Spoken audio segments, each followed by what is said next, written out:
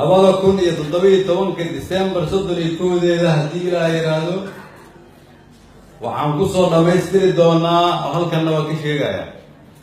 haddii aad dawladda u shaqeysay mushaarkaadii aad heshay Janaayo ilaa December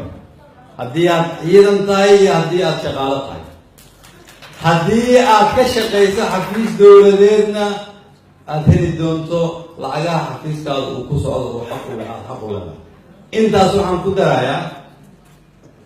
in aanay maamulka aan aniga iyo madaxweyne Farmaajo mas'uulka ka nahay 2017 inaanay kharash deyn ah dalka Soomaaliya u keeni doono marka aniga iyo madaxweynaha siyaasadeena waxay tahay sida soo socota haddii aan la dagaalano musuqmaasuqa u hoggaansanaano shuruucda adduunka ka foojignaano inaanan dalka dhib kala gelin muddo 2 sanadood ama 2 sano iyo bara iyadoo ku xiran sida annaga aan u shaqeyno waxaan fursad weyn u leenahay in deyntaas oo dhan la ka wada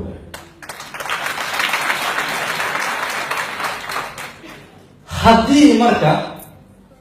aan sanad intaan joogno markiiba aan ku baasno shuruudaha nala ka rabo waxaa soo wanaagsanaanaya caafimaadkeena dhaqaale waa arrin marka aan rabo dadka Soomaaliyeed oo dhan inay ku baraarugsanaadaan oo ah mas'uuliyad wadareed